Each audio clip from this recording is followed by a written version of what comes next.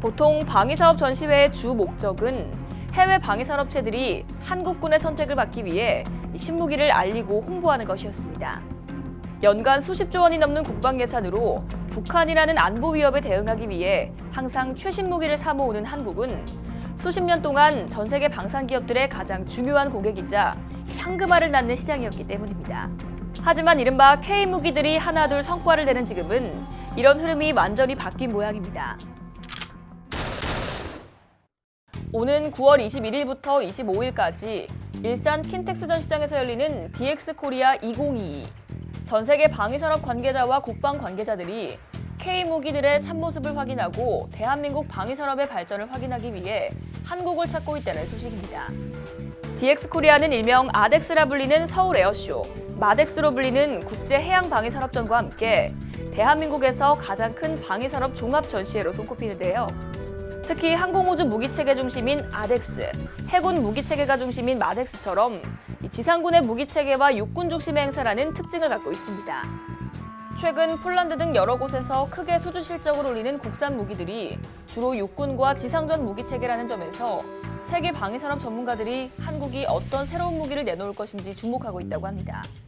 그렇다면 DX 코리아에서 세계의 주목을 받을 무기체계들은 어떤 것들이 있을까요? K디펜스의 취재 결과 기업들은 홍보 효과를 극대화하기 위해 DX 코리아에 내놓을 신제품을 철저한 보안하에 준비하고 있지만 세계 군사 전문가들은 여러 예측과 상상을 통해서 대한민국의 차세대 수출 효자 무기를 점치는 상황입니다. 가장 먼저 예측되는 건 한국 방위산업의 수출 대박 작품이라고 할 수 있는 K9 자주포와 포격 무기의 업그레이드입니다. 현재 K9 자주포는 8개국에 1000대 가까이 수출되고 최근 호주에 30문, 폴란드에 600여 문을 수출하는 데 성공했는데요. 최신 개량형인 K9A2는 완전 자동화된 포탄 장전 시스템을 통해 3명의 승무원으로 운용하고 연사 성능이 크게 향상된 것으로 알려져 있습니다. 해외 전문가들은 이 K9A2의 다음 개량, 일명 K9A3의 실체에 대해서 여러 예측과 기대를 하고 있는데요.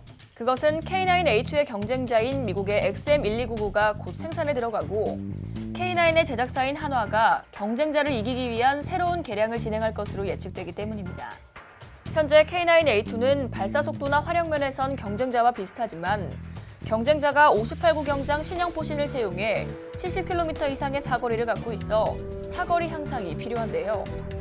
이 때문에 K9이 더욱 먼 거리의 적을 공격하기 위한 차세대 포신, 초정밀 유도 포탄, 드론형 포탄 등의 신기술이 공개될 것으로 기대하고 있습니다.